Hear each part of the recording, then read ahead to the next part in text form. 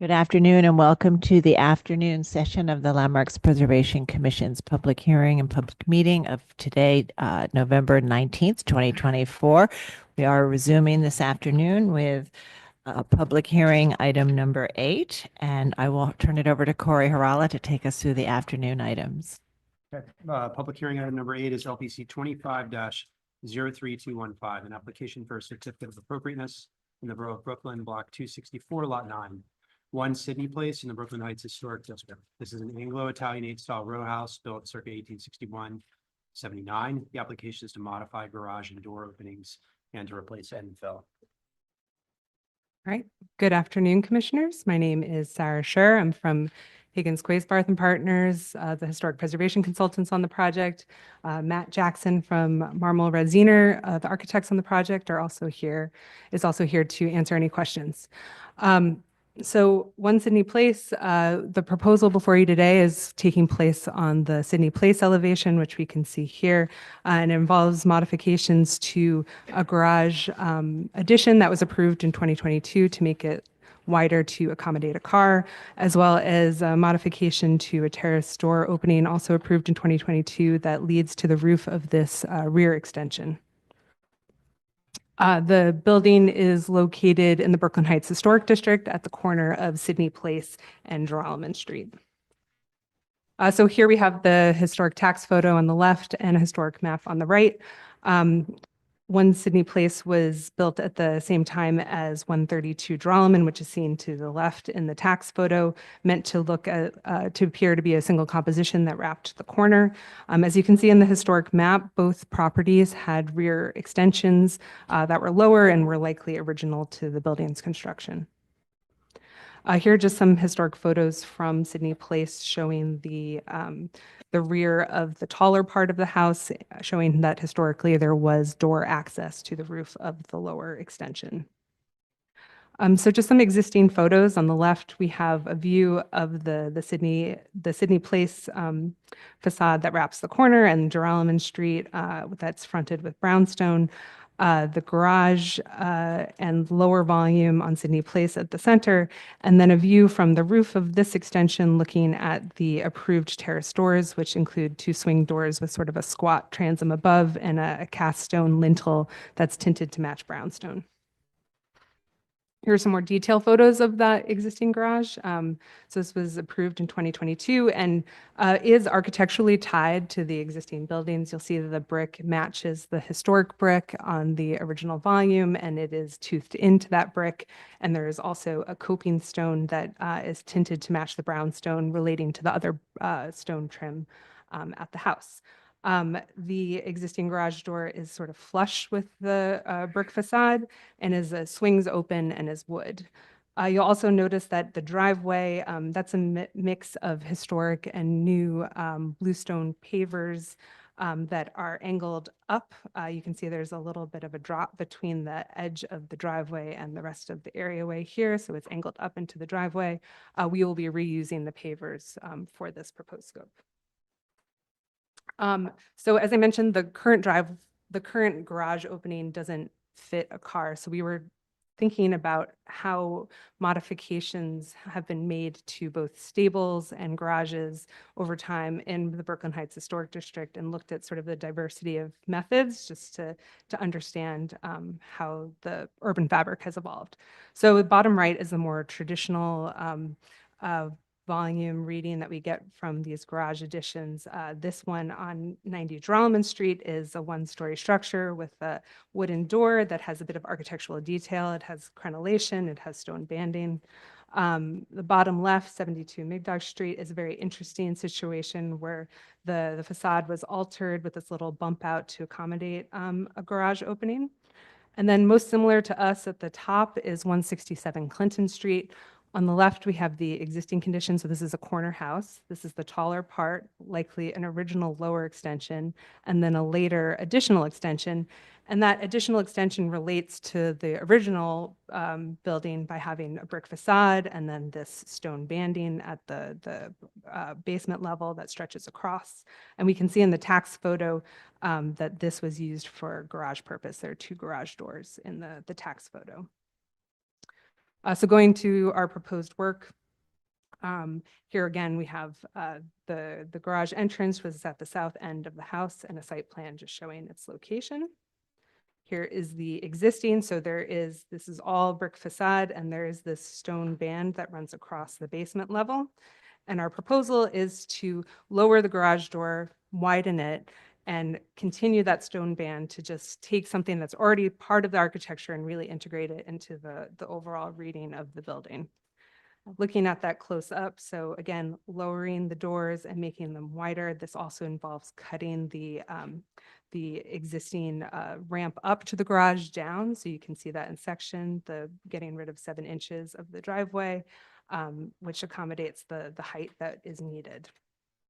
In plan, we can see the opening going from 7'1" in width to 8 feet in width, and the slope changing from up to down. In section, so as I mentioned in the photo, the garage door is in the exact plane of the brick right now, and so we're going to recess it to give it some more infill reading. This will also be a rolling door, but it will be clad in a roll-up door that will be clad in wood with the same stable reading in its design.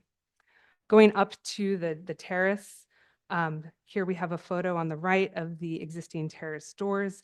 In order to get more light into this particular room, we're proposing side lights at the doors and also taller doors that don't require the sort of squat transom above.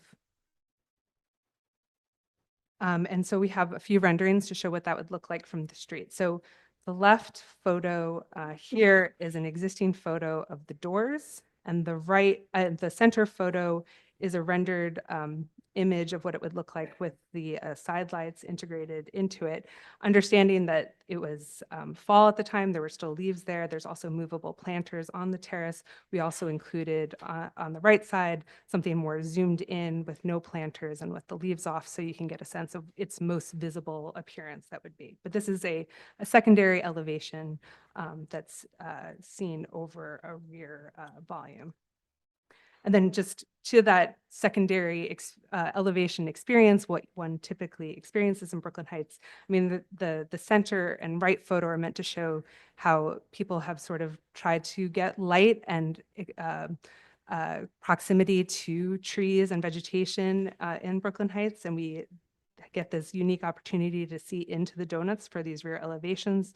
So the right is just showing the ganged window conditions that happen at projecting bays that read very similar to sort of a door and side light condition. T-porch-like additions at the back that have also ganged window openings. Pre-designation, there were a lot of top floor modifications to allow more light at the top floor in the rear. And then just on the left, we have a landmarks approval that's very similar to ours. That's from a C of A in 2008, where the side elevation at 45 State Street was enlarged to accommodate doors and a side light.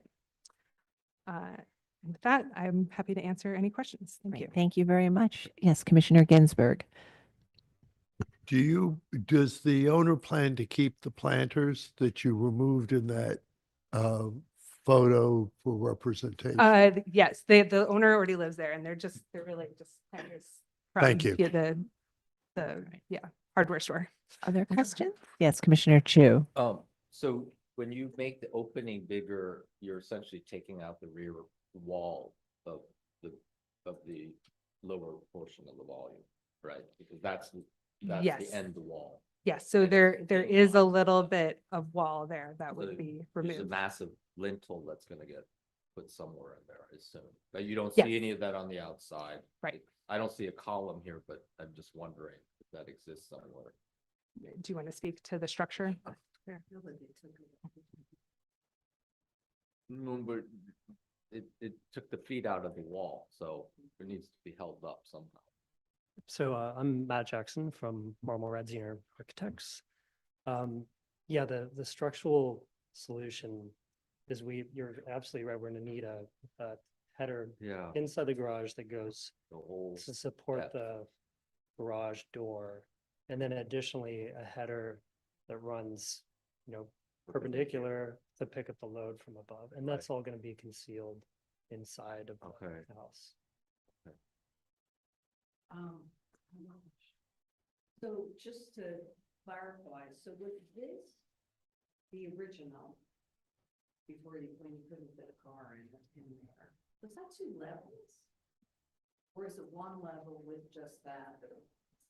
Yeah, the original garage, there's a step, as you see there in the plan, so Yeah, it there did was a have, step. exactly, That's that. And then yes. you have-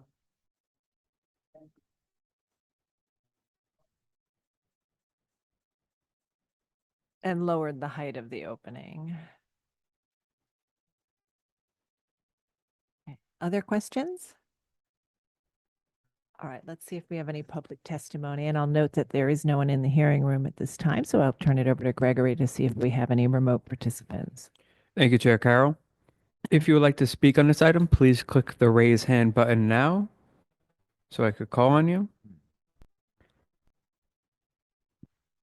Judy Stanton, if you could please click the raise hand button. I see that you've signed up for it beforehand. Okay, I'm just going to click the allow to talk button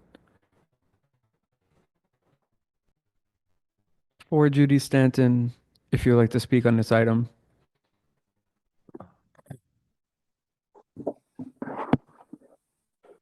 Sorry for the technical trouble. Am I audible? Yes, we can hear you. Judy Stanton speaking for the Brooklyn Heights Association. We support this application. However, we suggest that the applicant work with staff to refine it.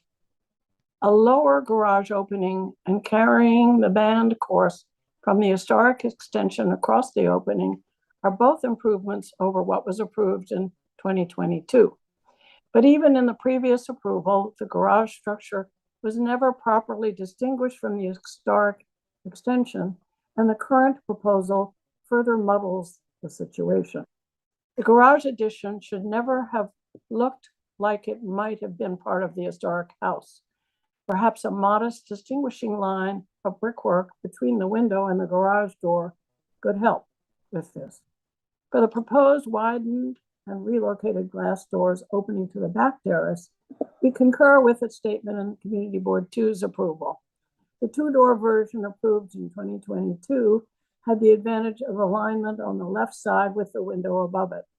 As now proposed, this alignment will be lost. A slightly narrower opening than proposed at 3 doors wide might allow that alignment to be retained, which would work better visually. Thank you. Thank you so much for your testimony. I do not see any additional hands raised, so I will note for the record that Brooklyn Community Board 2 recommends approval, and I will bring it back to you, Chair Carroll.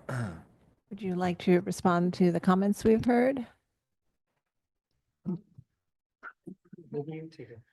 I understand where BHA is coming from, but I think the addition already does read with the existing architecture, and I think this will make the composition look much nicer. And I think the lower level of that addition distinguishes it as something new. It is that volumetric reading as an addition as opposed to something that existed originally at the house. Right. Did you want to address the windows on the? Yeah, I think with the windows, it's really,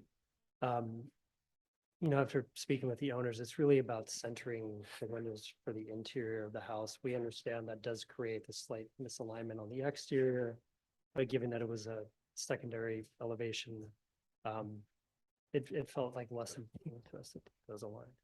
All right. Thank you. Any final questions, commissioners? Then let's move to our discussion. Commissioner Chen, would you make a motion to close the hearing? So moved. Thank you. Commissioner Ginsburg, would you second that motion? Second. All in favor, say aye. Aye. Aye. Any opposed? Okay, so the hearing is closed, and we are looking at modifications to 2 previously commission-approved openings. One is for the garage door in the later extension, and that is to lower it and widen it so it can accommodate a car, and then to continue the banding across so that it reads as part of the composition. That also includes lowering the grade 7 inches and reusing the historic paving that exists there. And then also at the rear facade, the applicant is proposing to widen and a previously approved opening. Also showed us historic photographs of a door opening on this facade and other examples of rear facades that you see in Brooklyn Heights at corner buildings or close to the corner buildings where you can see into the rear yards that have wider openings. And so we'll begin our discussion. Commissioner Jefferson, would you like to start this one? Um, you know, these buildings that kind of facade that just continues and never end. These architects mastered how to end it. And I mean, they took how did I write it last night? The lintel across the garage door, they enlarged the garage door. That would be enough, but then they pushed it back. So in a way, the termination of the building is, they terminated that motion of the building very well. And I think the resolution of the window on the upper level, just centering it, adequate and works well. So I can approve this project. Great, thank you. Commissioner Ginsburg? I agree with Commissioner Jefferson. This is nicely done and appropriate. All right, Commissioner Chen? Likewise, yeah, very nicely done. All right, Commissioner Chapin? Yes, I agree with the other commissioners. Oh, and just broke. Commissioner Lutfi? Agree. Okay, Commissioner Chu? Agreed. I have one comment, though. The elevation of the garage is now lower than the sidewalk, and I would recommend looking into drainage issues. Your entire garage is in full of water. You need a trench drain along that edge. Thank you for that good advice. And Commissioner Master? Yeah, this is appropriate. All right, so I think we're in agreement here. Commissioner Jefferson, would you make the motion? Okay, thanks. Thank you, Stephen.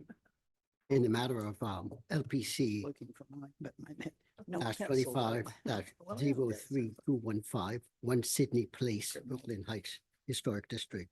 Application is to modify garage and door openings and replace infill.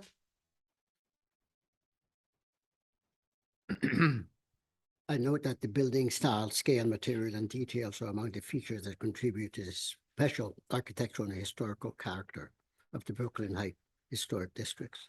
I recommend approval, finding that the proposed work will not damage or eliminate any significant architectural features, that the widening garage entrance featuring a simply designed panel wood door and a black finish will be compatible with the facade composition in terms of placement and size, and typical in terms of its design, that lowering the lintel above the garage entrance and continuing the existing cast stone band course will better integrate the garage with the facade. The enlarged opening at the rear facade fronting the roof terrace, featuring simple paired doors and side lights, would relate well to the fenestration pattern at this portion of the building and would be only partially visible at a distance from a limited viewpoint on Sidney Place, and that the proposed work will not detract from the building or the historic district. Thank you, Commissioner Ginsburg. Would you second that motion? Second. Mark, will you call the vote? Chair Carroll, Aye. Commissioner Chapin, Aye. Commissioner Chen, Aye. Commissioner Chu, Aye. Commissioner Ginsburg, Aye. Commissioner Jefferson, Aye. Commissioner Lutfi, Aye. Commissioner Master. Aye. With 8 in favor, none opposed, the motion passes. Right, so that's approved. Thank you. We'll move to the next item. Next item is public hearing item number 9, LPC 23-095523, an application for a certificate of appropriateness number of Brooklyn Block 267, Lot 14, 39 Sidney Place in the Brooklyn Heights Historic District. This is an altered Greek Revival style row house built in 1846. The application is to alter the front facade and reconstruct a stoop.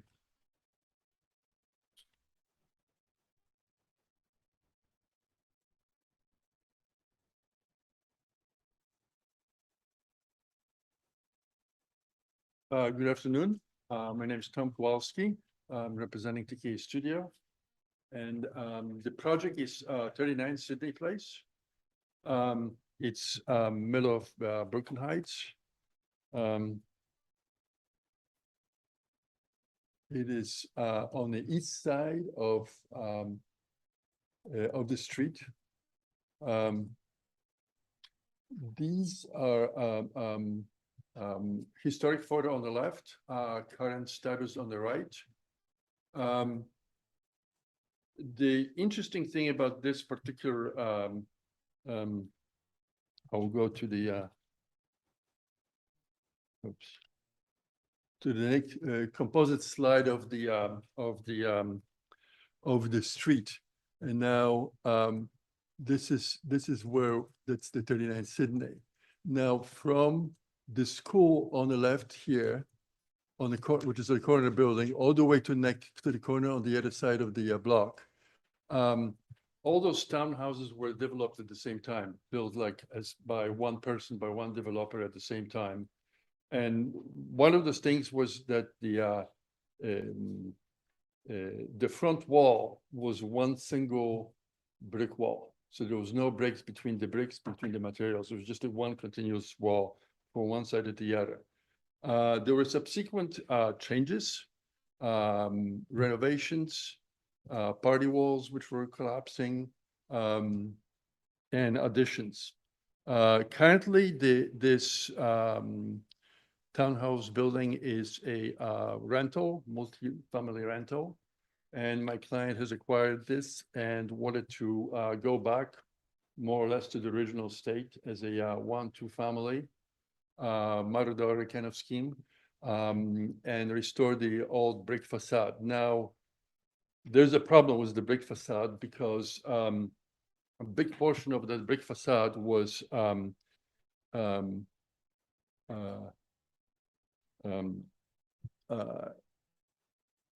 repaired, and this vertical row on the right-hand side and 2 rows of adjacent building to the right were rebuilt in 2004. Then we did the probes, which I know, and it's they're at the end of presentation, that 2 probes which we've done on 2 different levels, and obviously the top floor was added. It's a different brick, and the brick which is in the repaired part is also a different brick, and so on.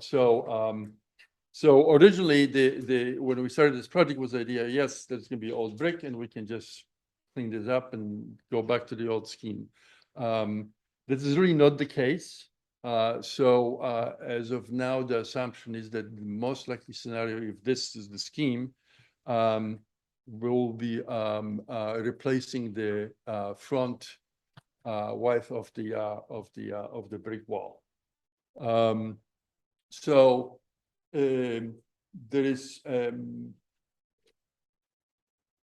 are 2 difficulties with this project. One, which is there's an addition on top. It's actually not an addition because those houses had the top floor. It was just on the street side. It was a sloped roof with the mansards, and at the back it was a regular floor with regular windows, and some of them were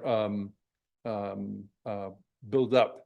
So I'm going to go back again to this scheme, to this photo, and then for instance, this house next to the school got a mansard roof, which is clearly articulated extra floor. Then on the right hand side, there was also an addition that's it's without a cornice right now. It's kind of somewhat unfinished.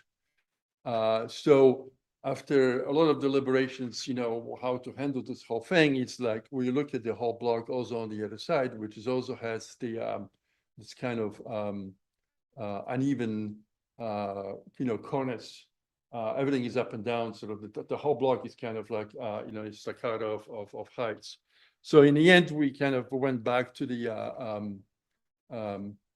to the brick, with the idea that whether it's existing brick salvage or a new brick, would interlock with the 8 neighboring buildings just as originally planned. And then essentially kind of try to replicate as much as possible what's there, kind of to bring it back.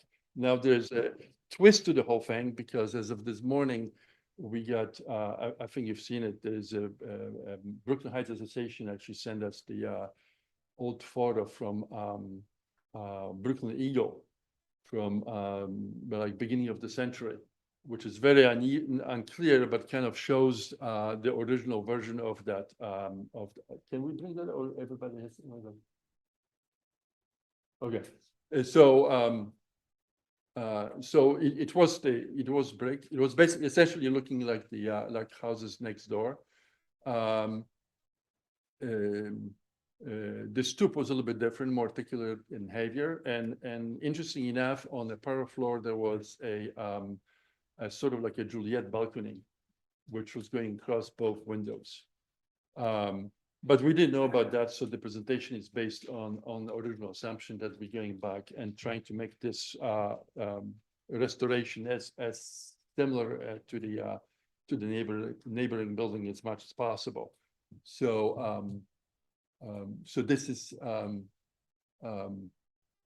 the left what's there now, on the right what we're proposing.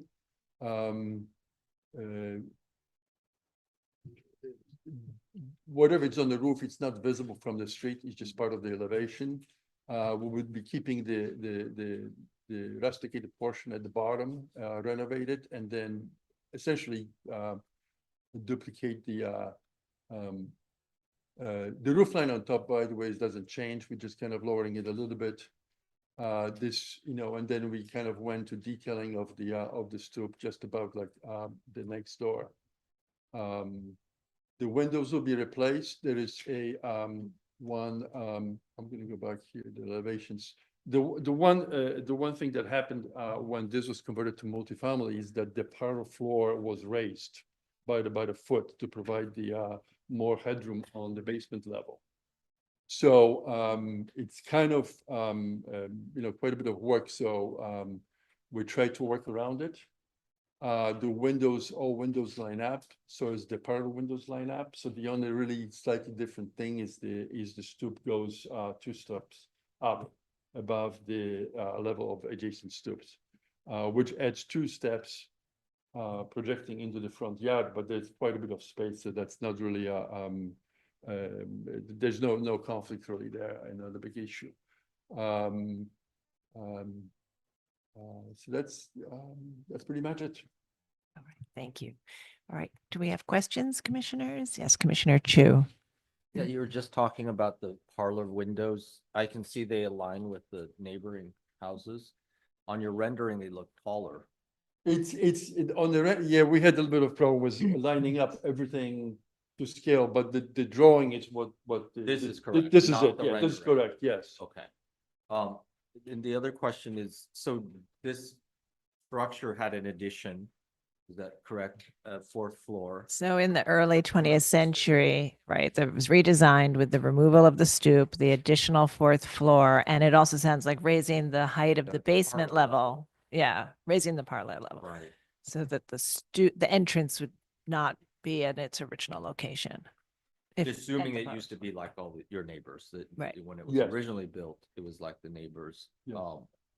Yeah, And it has stucco cladding, right? and then they did that when they added the 4th floor. They Yeah. did that when they added the 4th floor. The one thing that isn't there in the early 20th century is the stucco base, which was added after 1940, but sometime before designation.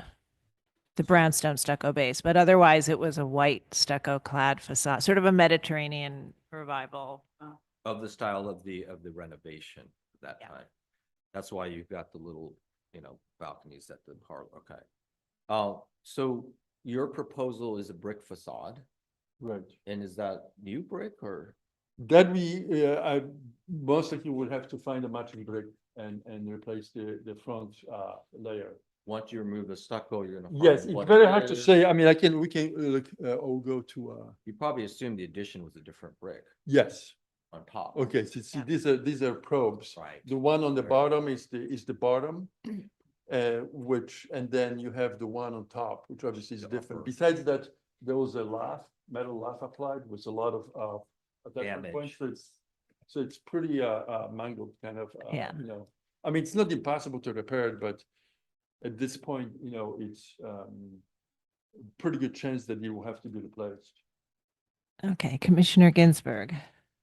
So I want to understand why you're taking away not original, but long-term historic stucco facade that seems to be in pretty good shape Yes. to build a new brick facade.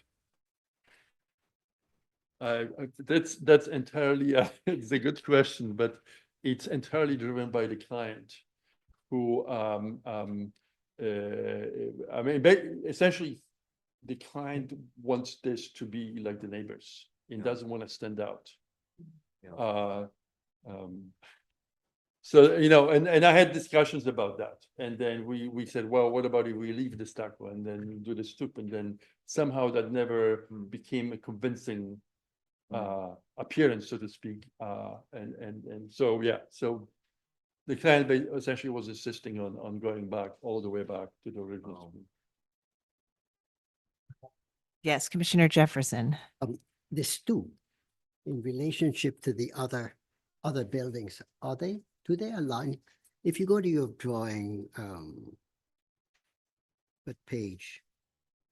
I don't know, page. Where you see the continuous facade. Yeah. Does the stoops align with this new stoop layout? Does it align with the neighbor? No, it does not. Does You not. you can see it, you know, it's the stoop next door, it's here at this level. And that, This one is So it's here. going to be odd. So what we did, let me just go back to here. So what we did, we kind of had this layer, this top of the stoop here, which is not really the top, but it reads as a top. And then there's another step kind of Another hidden step. inside the recess, the door recess. So that way we kind of lessen the impact. On the elevation, it looks like it's higher, but optically, in reality, will be, you know, one step less. So your door is a short door.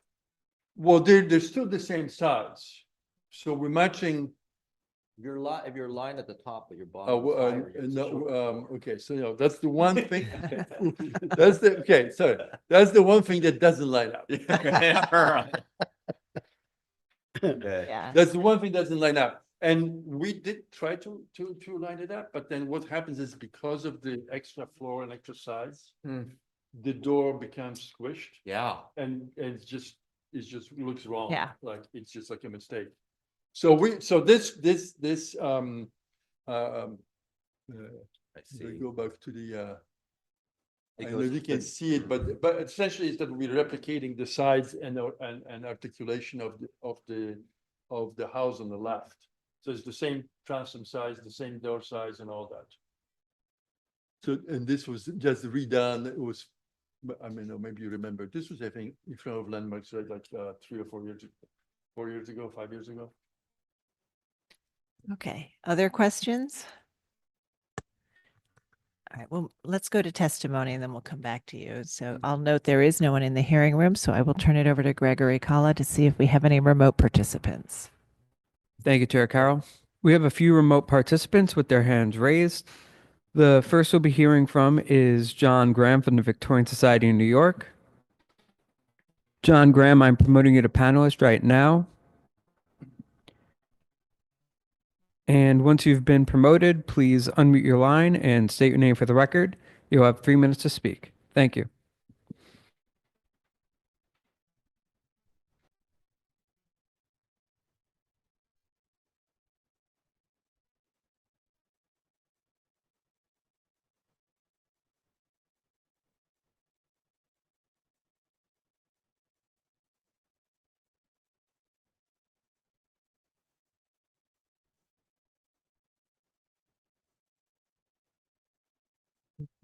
Hello, John Graham, are you with us?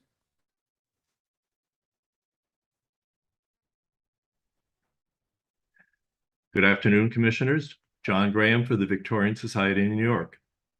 This is one of 2 applications on today's hearing for reconstructing street facades in the Brooklyn Heights Historic District. This one is not appropriate. The other one is. The two proposals illustrate clearly what historic preservation is and is not. The facade of 39 Sidney Place was raised a story and reconstructed in the early 20th century. It's a perfect example of the architecturally important reimagining of townhouses going on in several of the city's neighborhoods that had become tired and unfashionable 50 or 60 years after their initial development. Features of this building that conform to this trend are the removal of the stoop and creation of a main entrance at the basement, a stucco facade, small balconettes with ironwork railings, multi-light sash, and a visible tiled and bracketed roof.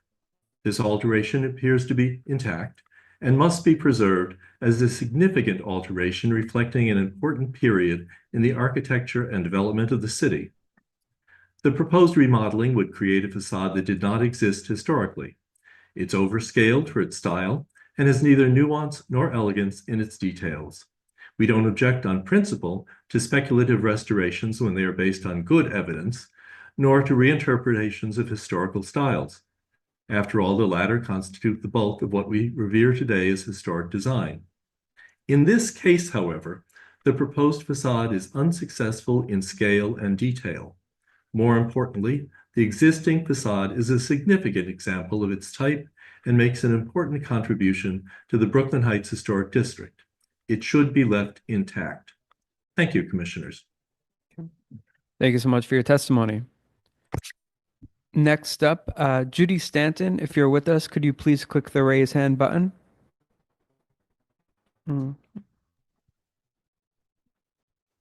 Okay. I'm going to unmute you, Judy Stanton. You could start your testimony whenever you can.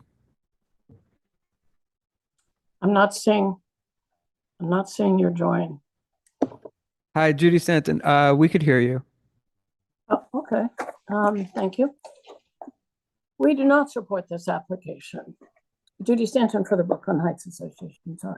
We do not support this application. We disagree with the rationale, and the proposal is very incomplete. We start from the premise that the existing facade dating to 1917 greatly contributes to the character of the Brooklyn Heights Historic District. The house in its current form is a special, well-executed example in our neighborhood of the type of early 20th century conversions that Professor Andrew Dolkart eloquently described in his book, The House Reborn, The Row House Reborn. The architect, William T. McCarthy, did not merely remove this house's stoop and cover up the brick with stucco. He designed a Mediterranean-inspired facade, fashionable in its time, complete with Juliet balconies, arched windows at the new top story, and an idiosyncratic cornice and roofline. He also took care to reconfigure the basement and parlor floor levels to achieve a grade level entrance, giving it a Gothic-like surround and a nod to the block's older styles. This facade is worth preserving, not discarding. It is a contributor to the architectural history of the city, the neighborhood, and this block. Moreover, this proposal cannot be considered a restoration because nearly every element of the front facade would be different than the presumed original in terms of size, placement, and composition. Therefore, we consider this proposal as essentially a design for a new building, even as we do not agree a new building is the right approach. In this respect, the presentation is extremely inadequate. There are no detailed drawings or profiles for important elements like the cornice or even what type of material. There are no color, size, or material specs for any new brick infill or mortar. And there's no exploration of the chronology of the building's appearance to justify discarding the existing facade or the proposed new facade.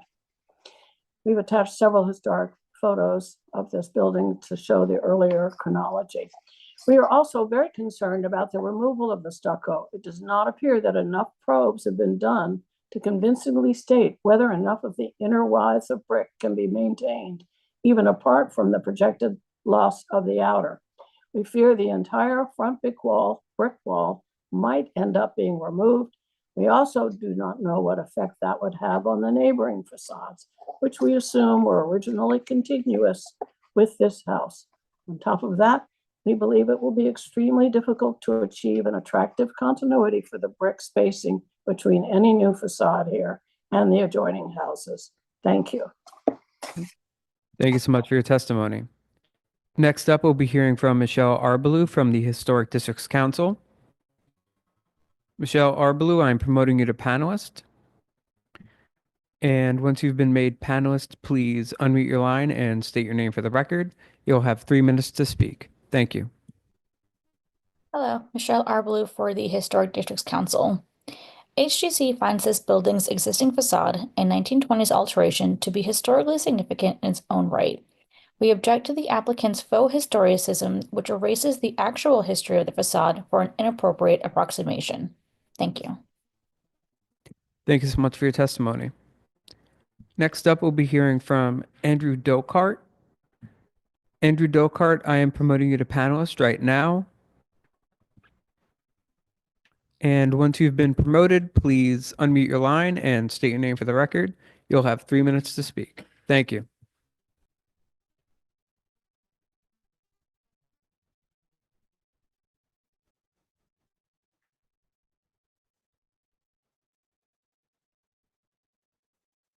Hello, Andrew Dokart.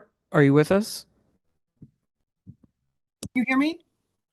Yes, we can hear you. Oh, okay. My name is Andrew Dolkart. I'm an architectural historian and professor of historic preservation at Columbia. I'm also the author of the award-winning book, The Row House Reborn, which chronicles the fashionable alteration of row houses in the early decades of the 20th century and examines how this changed the character of New York neighborhoods. I regret that in only 3 minutes, I do not have the time to provide greater detail on this significant movement in New York's architectural history. I find the proposal for the complete destruction of this largely intact example of a redesigned row house to be one of the most appalling projects to come before the commission in many years. The house at 39 Sidney Place is a superb example of what I call the reborn row house. The house is remarkably intact for a redesigned project that is over 100 years old. It was published in the Brooklyn Daily Eagle in 1921, and a comparison of that photograph and the current building shows that the stucco facade is intact, as is the original 4/4 window sash pattern, the original entrance, and amazingly, the front door. The original projecting parapet, although the Spanish tile cladding has been removed, and remarkably, the 6 original flower box balconies. Flower box balconies are a key feature of this movement. It is notable that as part of this redesign, a story was added to the building. In 1950, 39 Sidney Street was 3.5 stories, as were the adjoining houses. As part of the alteration, an additional story was added. Thus, the concept of restoring this house to a Greek Revival condition is entirely bogus, since the Greek Revival house was never this tall. Many of the redesigned row houses had their stoops removed. From previous discussion concerning a proposed alteration on West 11th Street in Greenwich Village, there is a misconception on the part of some commissioners that the stoop removal was entirely a result of a conversion of single-family homes into multiple dwellings, and thus a new stoop should be provided when a house is converted back to single-family use. This is not the case. Indeed, the genesis of this entire movement is redesigned projects on East 19th Street in Gramercy Park, where stoops were removed from former rooming houses when they were converted back into single-family houses. As the advertisement in the Brooklyn Daily Eagle notes, this property is one of the handsomest bachelor apartments in the Heights, and as well as being one of the best constructed. I should also note that I did just learn from Judy Stanton that it was designed by W.T. McCarthy, who was an extremely important Brooklyn architect during this period, and whose work should really be treasured and respected. It is an important example of a major movement in New York housing design. It is imperative that the commission reject this proposal to create a faux Greek Revival front, and I request that the owner, and I hope the commission will request that the owner restore their exceptional example of 1920s facade design. Thank you. Thank you so much for your testimony. I do not see any additional hands raised, so I will note for the record that Brooklyn Community Board 2 recommends approval. And with that, I'll bring it back to you, Chair Carroll. Right, thank you. So I think that much of the testimony was sort of along the lines of Commissioner Ginsburg's question to you, and I don't know if there's anything else you'd like to say in response to that. Well, I understand. There's no really, given the program of this townhouse given by the client and the fact that it's already somewhat compromised in the sense that there is additional floor, there is that restoration, there is a stoop that was removed and all those aspects. There's really no ideal solution to address the ownership concerns. Other than, what we've done, and obviously that could be refined, in terms of detailing and all that, given the other sources of information. But obviously the problem in general is, to begin with, is that the current status is considered as more viable than what was there before, so. Okay, all right. Any final questions, commissioners? All right, Commissioner Chapin, would you make a motion to close the hearing? So moved. Thank you. Commissioner Lutfi, would you second that motion? Second. All in favor, say aye. Aye. Any opposed? Okay, the hearing is closed and we'll begin our discussion. This is a row house that once started life similar to its neighbors, we presume, but in the early 20th century was redesigned in this sort of Mediterranean revival style that included adding a fourth floor and removing the stoop and creating a basement entrance and cladding the facade in stucco with other ornament on the facade. And the applicant would like to remove that stucco cladding and rebuild the facade in brick to match an earlier sort of presumed Greek revival appearance. But however, that would be with a fourth floor and a door that no longer aligns with the other parlor floor doors on the street and a higher basement. So we'll begin that discussion. Commissioner Chu, would you like to start this one? Sure. So interesting case. I think that because this structure was landmarked after the addition and the change to the historic facade and streetscape, we're talking about the importance of history in the development of the street, and not necessarily the original fabric of the street. That's where our discussion is starting to go. And I think it is an important step that has been made in the renovation of this structure. Adding the floor, changing its facade, was to make it distinct from its fabric because it was changed in mass. It's bigger. So the proposal to sort of reclad it to make it look like it was the original doesn't feel or doesn't sit well with myself and some others, I think, from the feedback I'm hearing, because it makes it appear that that was the original and the streetscape was never as such. That when there are changes bring changes to the aesthetics as well. To that point, also coupled by the fact that the existing material, masonry and brick behind the stucco, will be inconsistent, thereby requiring a complete potential large percentage of material to be replaced with new material. I feel that the stucco should be retained as the facade material. I would entertain addition of a stoop, which we have approved in the past to this house, but I would need the applicant to relook at the proposed window and door heights. There's some inconsistencies in the documents, and I urge you to just look at them again, because existing to proposed windows, even on the lower level, are shifting, and it says they're existing, but they're changing, or they're different. So these are the kinds of things that we're going to be very careful about, and I would recommend just double checking documentation, because we need to make sure what we're seeing that you're proposing. Okay. Thank you. Commissioner Master? Yeah, this is a tricky one. The question is, the changes that were made in the early 20th century, how significant are they? And should they be preserved? Or do we go back to an earlier time? I'm really glad that Commissioner Chu went first, because I think he made some very good points, that the earlier 20th century changes were significant in the streetscape, and that if you were to go back to a brick facade, you would be removing a lot of the historic fabric. I think that's a very significant point as well. So I agree with him, and I agree that the applicant has a right to go back and install a stoop, but that the proportions should be worked out carefully, with the staff. Commissioner Jefferson. I think I concur. When I look at the whole block and I look at the other buildings on the block, there are several that are white. And it's not a consistently brick facade.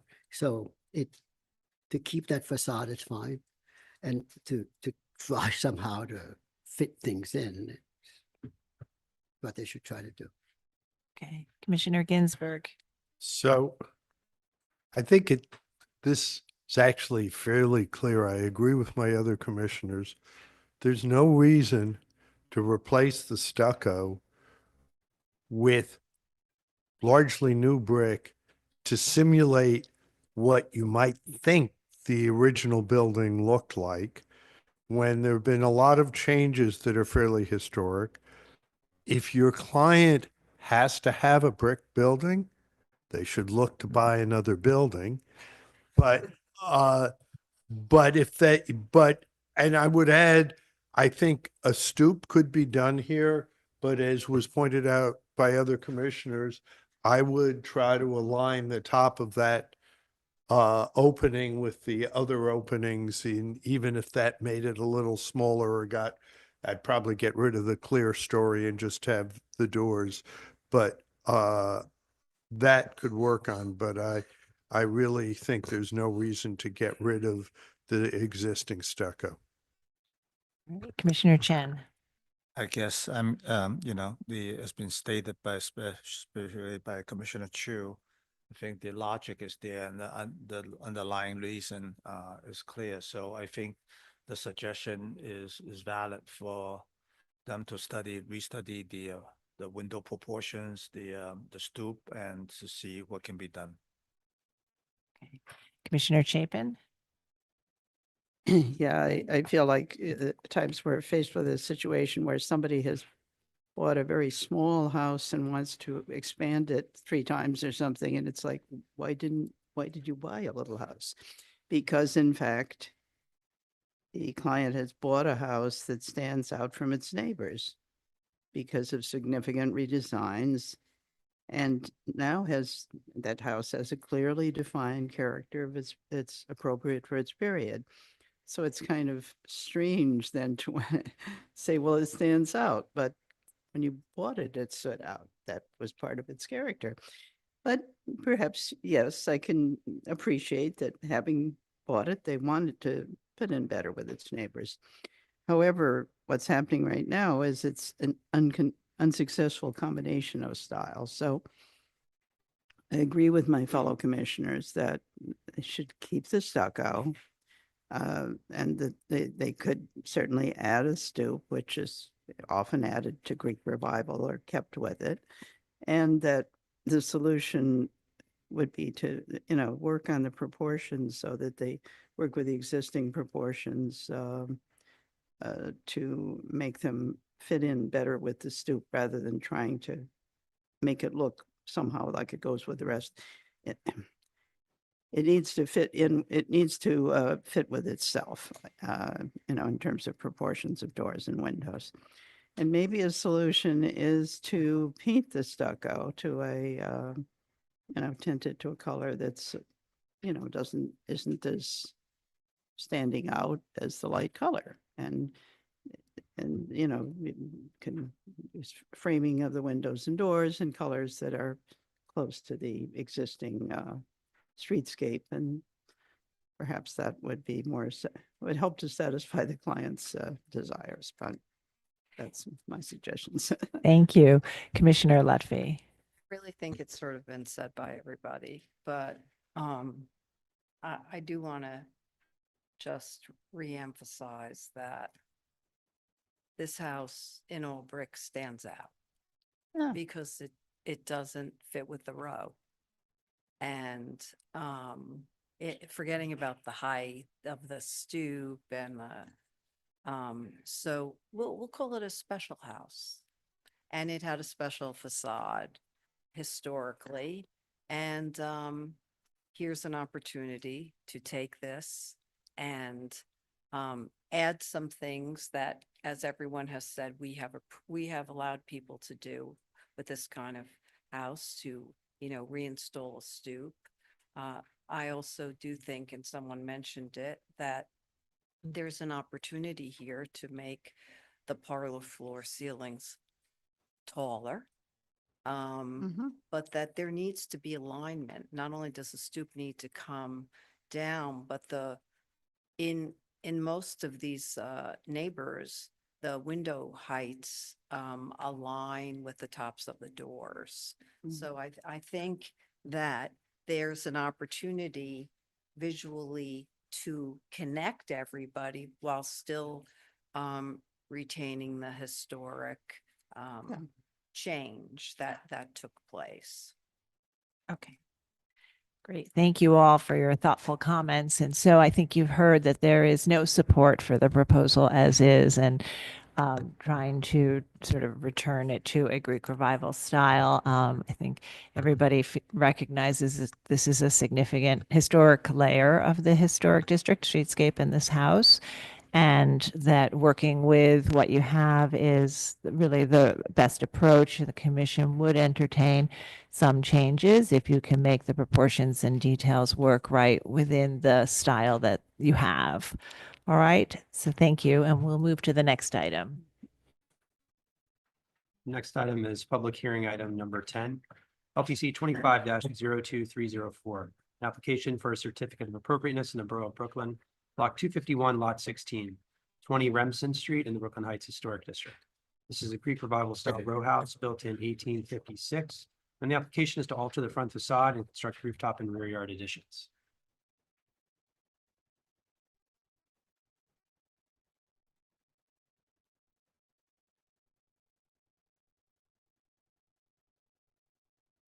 Good afternoon, Commissioners. Erin Ruley, Higgins Quays Barth and Partners. We're the preservation consultants for this project. I'm joined today by the team from Stephen Harris Architects, Abir Ahmad, Leo Stevens, and Enrique Martinez, and my colleague Esther Wagner. This is a proposal for 20 Remsen Street, located in the Brooklyn Heights Historic District. It is, here is the existing building on the left. It is a 4-story row house that was constructed in 1856. It has a later addition. It's a theme for you today. A later addition of a 4th story in the 1960s. And the owners are an artist and a writer, and they have a young family. And so the proposal is to remove the area that is of the non-historic addition at the front of the facade, restore the facade, and then reallocate that floor area to the back of the building for the public floors of and living space for the family. Gives them a little extra space at the basement level and the parlor level. And then with the remainder of the 4th floor, the existing 4th floor, creating a new artist studio at the top of the building. And so the scope of work that we'll be looking at today is the restoration of the historic height of the building, the 3-story house. You'll see that it is there are 2 sister buildings, and so this will restore the continuity of that row and strengthen the reading of the block. So there's restorative scope at the primary facade, the new artist studio, then with north-facing windows. At the rooftop, there is a guardrail, bulkhead, a chimney extension, and then some mechanical units. And at the rear, this 2-story extension, clad in brick, very much consistent with what we're going to see in the rear yard context. And then up at the rooftop, there's a slight increase in the roof level with a pitched standing seam roof line here about 2 feet, and then all of the mechanical railings and the bulkhead right here. And so as we're going through this, you'll see that this restores and reconnects the building to its historic context, and also replaces a non-historic addition with an honest contemporary expression of an artist studio. Okay, so the building is located on the south side of Remsen Street between the Promenade and Montague Terrace. And you can see that Montague Terrace sort of dies into the two houses here at the south end. Here are existing conditions. As I mentioned, the fourth floor was added in the 1960s. We'll look at that in detail. We have later cornice that is from the 1970s. The lintels and sills have all been refinished, and they were increased in scale. They're kind of these super scaled Italianate lintels and sills, and so all of this will be part of our restorative package. And then we have some non-historic railings. The original railings at the areaway and stoop have been removed. At the rear, this is the original height of the rear elevation. So we have the original cornice and brick corbelling below the cornice line. That all remains. The existing balcony, bay window, and terrace here, the deck, were all added in the 1990s. So here you can see the original condition of the house. So it's a historic view from 1932. 20 is outlined in red, three-story building. You can see the two sister buildings to the right. So these are numbers 16 and 18, and those both remain in the streetscape today. And the 16 and 18 were constructed in 1852. We're slightly later in 1856. You'll see we're sort of going uphill here. So we step up a little bit. We change elevation a little bit between the two buildings, but the details are essentially the same. Similar entry surround, the flush lintels at the parlor through third floors, the cornice. It's a bracketed cornice with pair brackets. It's classified as a late Greek building, but it really demonstrates a lot of transitional period, picking up on the Italianate with the bracketed cornice, and as you'll see, the details of the entry surround hewing more toward the Italianate period. Also, above the cornice, you can see there are pitched roofs with dormers and chimneys above. So just to see how this all transpires, the original condition is on the left in the tax photo. You can see the original ironwork. That'll be part of our restorative work. We have the flush lintels and the entry surround and cornice all intact in 1940. In 1960, a fourth floor is added. It's a planar extension. The cornice is removed and they go straight up. So this is the condition at the time of designation in 1965. And then in the late 1970s, the commission approved a proposal to reconcile the addition with the lower portion of the facade. So the window pattern aligned with the windows below.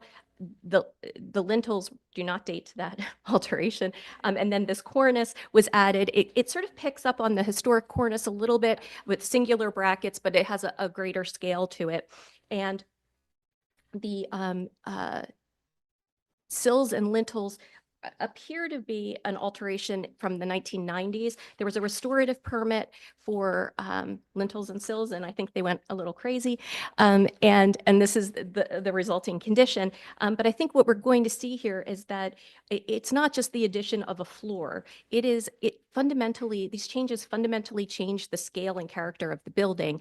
And it really, it diminishes the reading of the building itself, but also severs that connection that we see within the row. Taking a look at some of those details. So this is the third and fourth floor in detail on the left. You'll see the brick coursing is different. The bond is different. We go from running bond to common bond on the extension. The joints are much thicker, so it's not a seamless addition. It's very obvious that something has happened here. And then, of course, the lintels and sills, which are really kind of tremendous in the context of this little facade.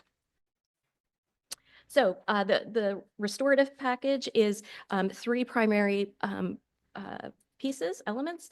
We're going to remove the front half of that fourth story, restore the original height and cornice line. The existing cornices are at the other two buildings, so we have very good documentation for what that needs to be. And then restoring the lintels and sills back to an appropriate scale and profile. And of course, at the street level, to restore the original ironwork at the areaway and stoop, and that really sort of engaging at the pedestrian level. So here is the overall block front in the existing building is here, number 20. So you can really read that transition between the added floor and the original portion of the facade. To the right are the two sister buildings. This will be a theme as we go through this. We have very dense tree cover in this location. It's a beautiful setting, but a lot of difficulty with trees. So unfortunately, it's obstructing our the two sister buildings that are neighboring us. Here is the rooftop context. So west is to the right. We're looking toward the river, and you can see this is number 20 here. So you see a real diversity in terms of how the buildings have expanded over time. Our next slide will look at all the development above the cornices that has happened since original construction. And so we see mansard roofs, extensions at the primary facade, and then additional penthouse stories added. So there's a real diversity of scale and approach to how the buildings have been expanded in this block. So here, it's really, I mean, this is an astounding amount of change. I mean, this represents all of the changes from the late 19th century to today. Our proposal is right here, the gray facade, and this is representing the lowered elevation of the front facade and then the studio at the rear. And here we see all of the mansards that were added over time. There were some planar additions, extensions, and then all of those setback stories that we just saw in the photo, and it's also represented in this view at the top left. And then this view looking east across the roofscape, just to give you a sense of how the roofscape relates to the lower portion of the facades. And there's sort of a secret world that happens at the tops of these buildings. Going around to the rear, we're proposing a two-story rear yard extension. It's at the basement level and parlor floor. You can see it here at where the gray building is identified. Adjacent to us is a taller extension, which is in this photograph here, has an additional floor and projects out farther than we will be. So we're sort of sitting against that extension there. But there is a range of rear yard extensions and Ls between 1 and 4 and 5 stories across the block. This is, of course, these are the Remsen houses that front onto the gardens, with the gardens at the rear that back up to Grace Court. On the left, there are photographs. These are showing the sort of more substantial extensions off of the back of the Grace Court buildings. But to the west of us, I'm sorry, you can see these are the few buildings just to the west and the extensions and balconies. There are quite a few balconies and terraces that project from the buildings in this context. So the overall proposal, here we have the existing condition with that 4th floor. Above that is an existing wooden fence. It acts as a screen between the mechanical and the usable roof at this point. There's an existing stair bulkhead, chimneys, the neighboring chimney on the left, and then our existing chimney on the right. And the proposed. So here, reducing the height of the building to its historic height, recreating the historic cornice. The new studio is set back 16 feet from the front facade. And the chimney here, this is the existing height of the chimney. It's just that now that we're removing the 4th floor of the building, it feels like there's more being expressed, but it's the existing height. It'll be reclad in brick. Above the studio is the railing, guardrail. a stair bulkhead and a chimney extension to the left here. And there are two small mechanical units that you'll see. And then in rendered form, so you can see the restored ironwork, the overall context of reducing the lintels and sills and that sort of dramatic effect on the facade, and then the recessed studio up above. That's going to be clad in zinc at that upper fascia, as will the stair bulkhead in the distance. At the rear, we have that existing condition that we saw in the photograph.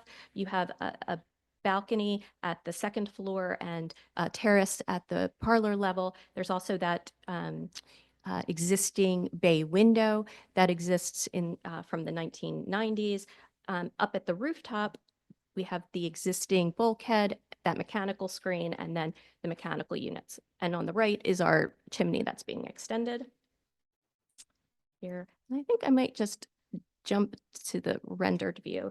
So you'll see that two-story extension clad in brick, punched openings, steel and steel windows at the lower floors and wood windows 2/2 to match the front facade at the upper floors. The cornice is retained. The roof level is raised slightly in order to accommodate head height. We'll look at this in section, and this is going to be in standing seam zinc. It is set back behind the parapet, behind the existing cornice, and then above that, mechanical units, guardrail, and stair bulkhead, and the extended chimney. The existing condition in an aerial view from Montague Terrace, and the proposed condition in that from that same viewpoint, and you'll see we're lining up. It's at the same level as the existing roof level of the fourth floor, and then the bulkhead is at the rear. Bulkhead is a required element by code, and we'll look at this in plan, but we've reduced it in order to minimize visibility the greatest extent possible.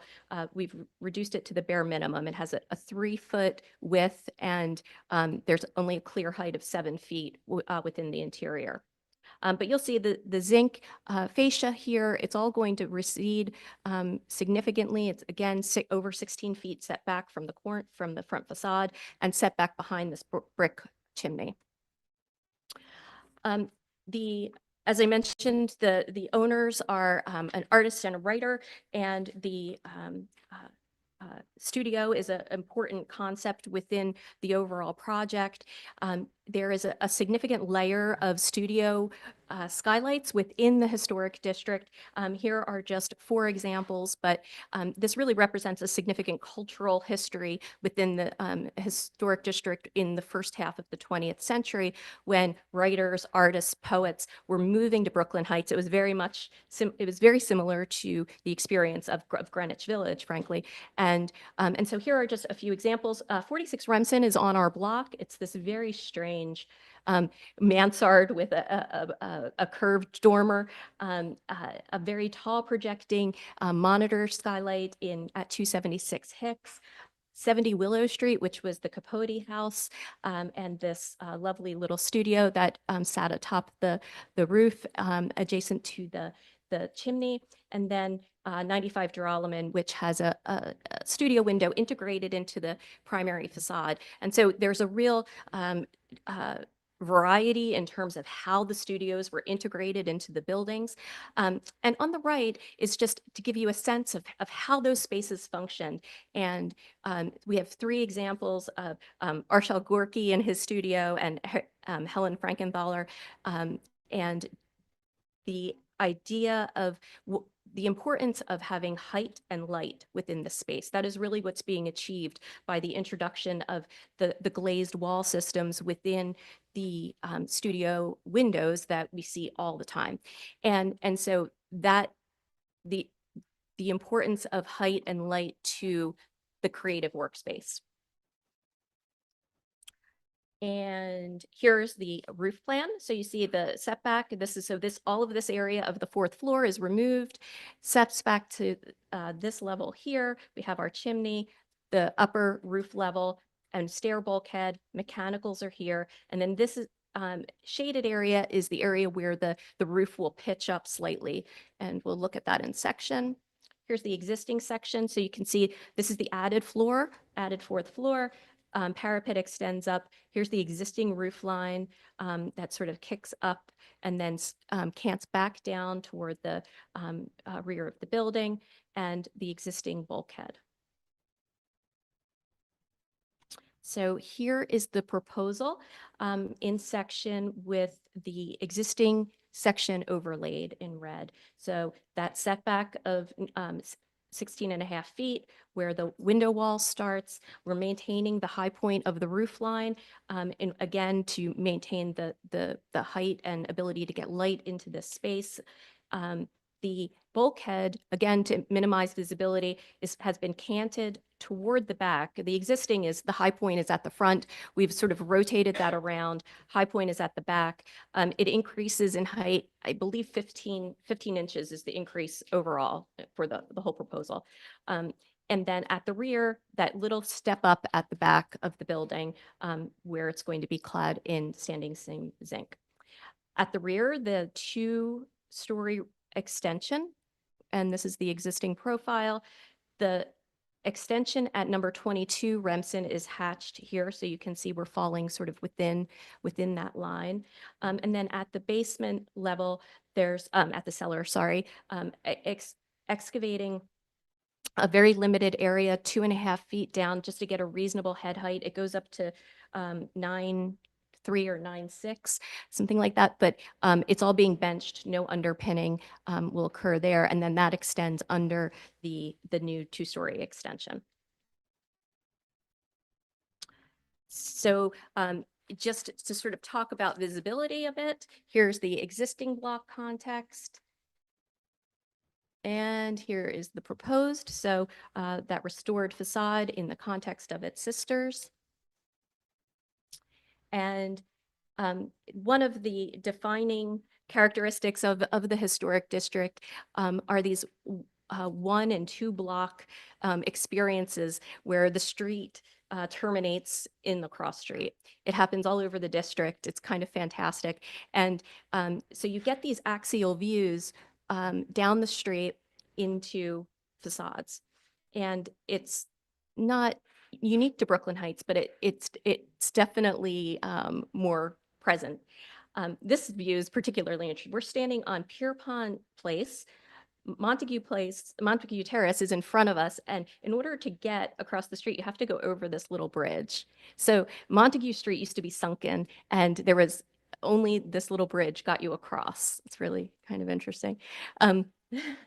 So we're looking at number 20 in the distance, and as you can see, we have the primary facade, but then beyond that, because of these axial views, you end up seeing the pitch of the roof, the dormers, the chimneys in the flanking buildings, and even the buildings in the distance beyond that. So there was always this kind of secondary level of visibility inherent in the conditions of the district. And so as we start to think about the potential visibility of the studio, now that we're lowering the 4th story, it's, I think, important to think about how that has always been a part of the history of the district, but also in the existing context. So here we have 2 similar views from Love Lane looking toward Hicks Street.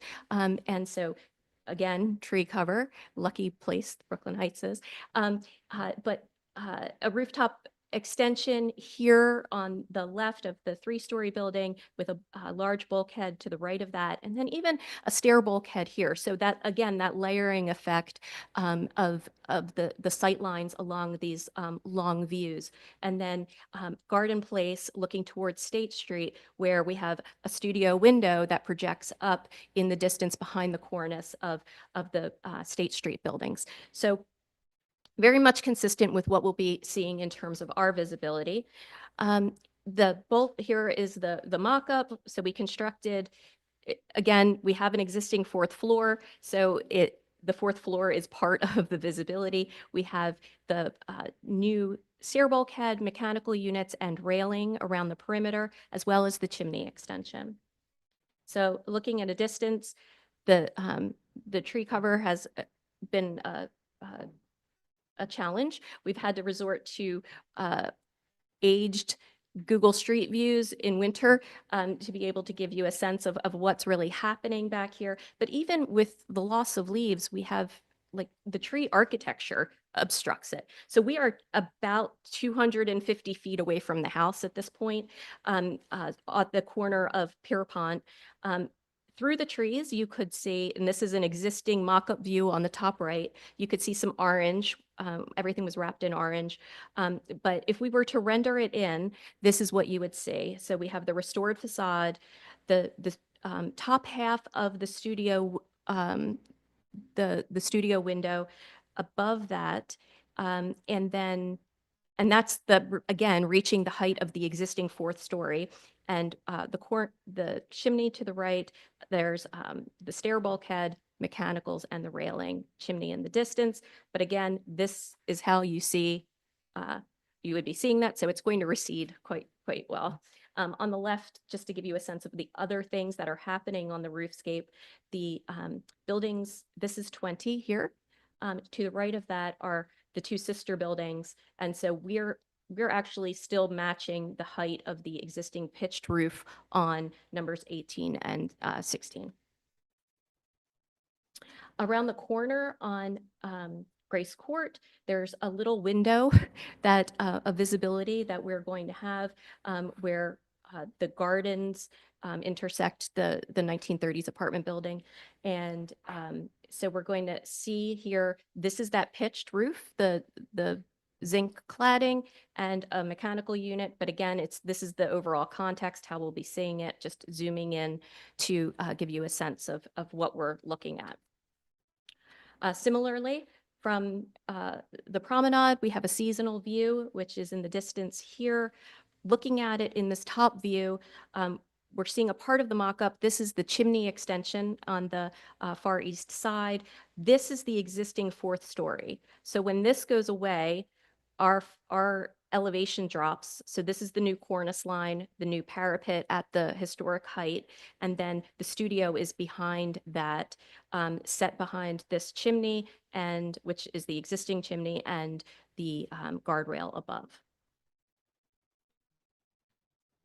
And another of these winter views from Remsen Street, just to show the existing context. We have number 20 is here, and on the top is a detail view.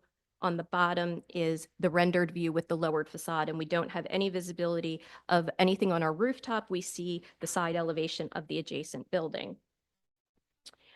Just to sort of back up that with actual data, we did the sightline diagrams to show the actual point of intersection along that, primarily along that axial view, which we think is the most important view. And with that, I'm happy to answer any questions. Great, thank you. Do we have questions on this one?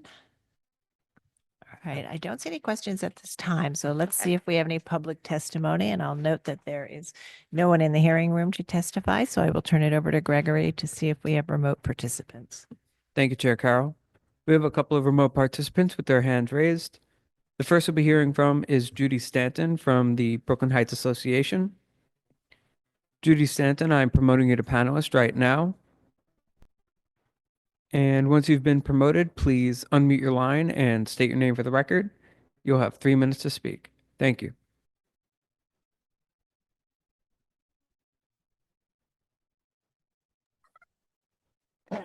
Judy Stanton, speaking for the Brooklyn Heights Association. We think this application could be approved eventually, but it is not yet ready. Removing the 20th century fourth story is not inappropriate. It was ugly in its first 1960s incarnation. The current iteration from the 1970s is also unsatisfactory. We also believe that the high visibility of a rooftop addition here would not be problematic on its own, nor would a contemporary design be problematic on its own. The issue for us here is the combination of these factors. Dropping a glass and metal box on top of this house is too much contrast for the high level of visibility at this site. So we do not think that the new design yet achieves an appropriate harmonization of its proportions, scale, and materials with the historic facade or the context of the block. This is especially important since the plan uses more than 3 extra feet of buildable height grandfathered from the existing 4th story that would not otherwise be visible if the roof was first being altered today. The proposed bulkhead needlessly sticks up too high, more than 1 foot over the existing bulkhead. The premise here is subtraction, is to remove the distracting addition, which is deemed inappropriate to the original, but the proposed replacement would perpetuate the same problem of distraction, just in a different way.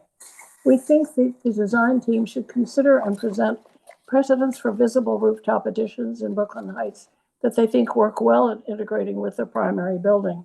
If they want to retain the steel and glass window wall as a significant element, then they should also provide detailed drawings for that. A visible addition should not be approved on renderings in a basic elevation with no dimensions. We also think more study needs to be done regarding the proposed lintels and sills. The idea of matching number 18 next door is curious, since it is not self-evident that the facades were ever 100% identical. Numbers 16 and 18 were built as a pair, though their facades no longer completely match, and number 20 was built a few years later. In any case, a more thoroughly researched proposal should include profile drawings with dimensions for the existing and proposed front lintels and sills. Thank you. Thank you so much for your testimony. Next up, we'll be hearing from John Graham from the Victorian Society of New York. John Graham, I'm promoting you to panelist right now. And once you have been made panelist, please unmute your line and state your name for the record. You'll have 3 minutes to speak. Thank you.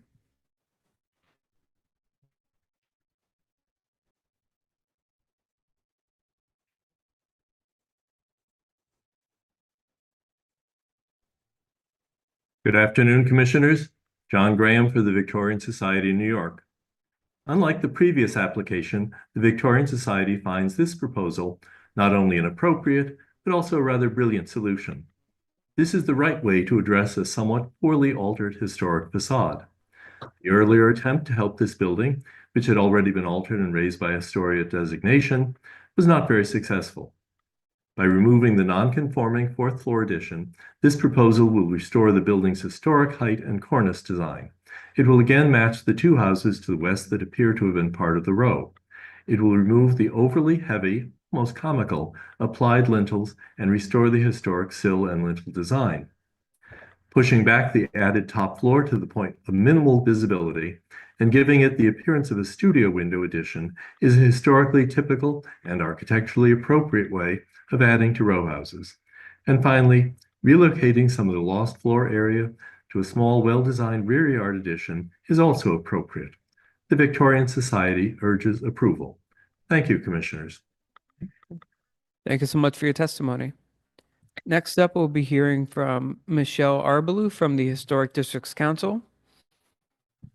Michelle Arbalou, I am promoting you to panelist right now. And once you're a panelist, please unmute your line and state your name for the record. You'll have 3 minutes to speak. Thank you. Hello, Michelle Arbalou for the Historic Districts Council. HDC commends this thoughtful restoration and imaginative use of a studio window. Thank you. Thank you so much for your testimony.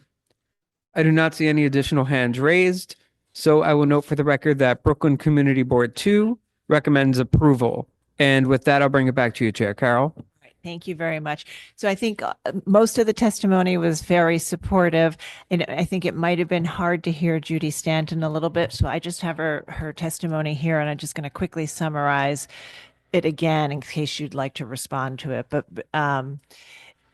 they felt that removing the 4th story was not inappropriate. That it was an ugly in its first 1960s incarnation, and in its 1970s incarnation is unsatisfactory.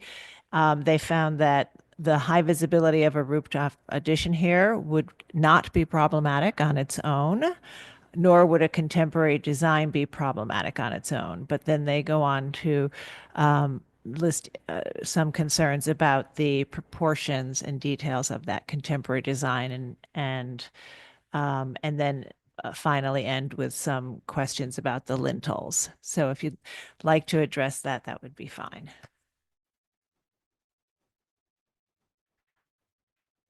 With regard to the lintels, we're happy to work with staff and come to a resolution. We had first thought to make them flush because that's what we had documentation for. 18 has kind of a splayed lintel.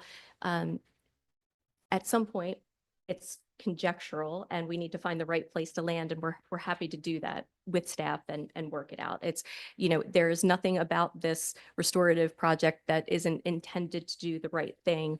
And so if there's concerns, we're happy to address it. And we were going from actual physical fabric. And so I think just in terms of the design of the studio, I just have to disagree with them. This is, has some visibility, and it feels like the appropriate trade-off to having the ability to restore the facade and have a frankly expressed contemporary studio, designed by one of the leading residential architects in our time. And, this is very much meant to be a personal project for the owners, and it reflects their needs, and it's executed, we think, perfectly. The windows are not without scale in the studio. They're with purpose.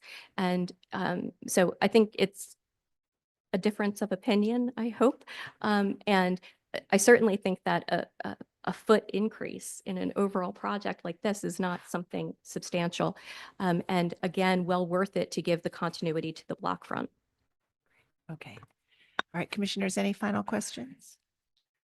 All right, so let's move to our discussion. Commissioner Master, would you make a motion to close the hearing? So moved. Commissioner Jefferson, would you second that motion? Second. All in favor, say aye. Aye. Aye. Any opposed?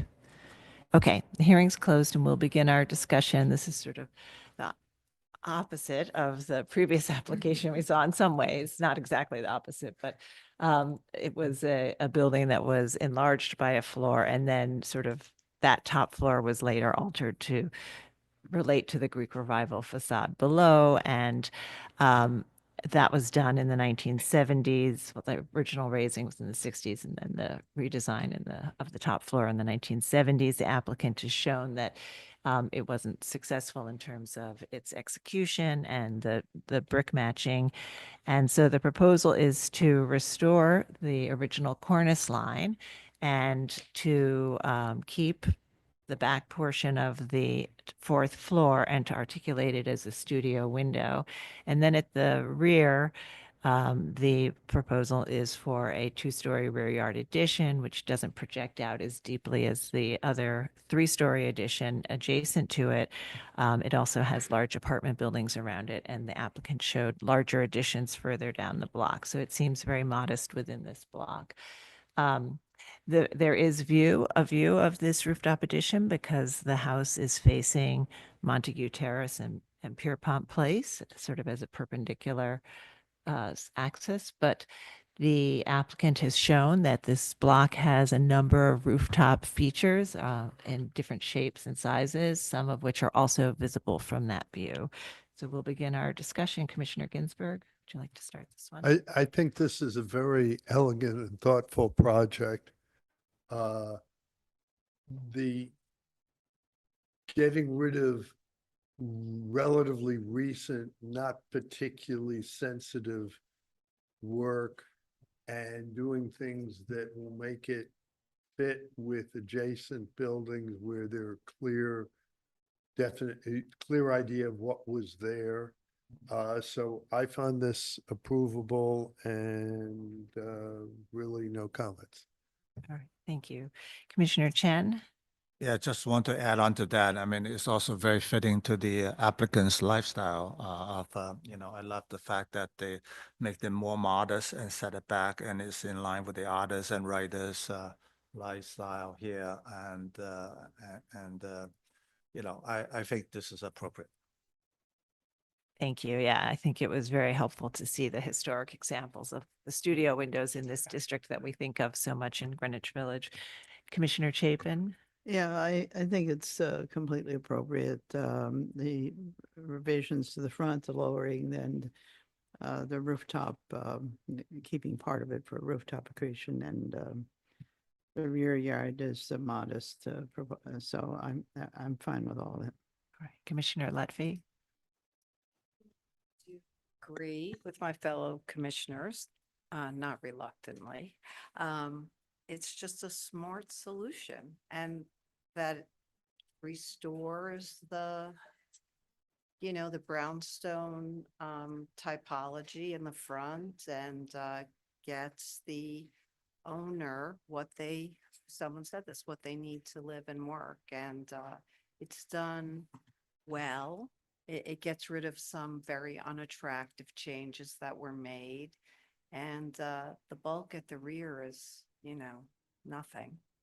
And it's very handsome. All right, Commissioner Chu?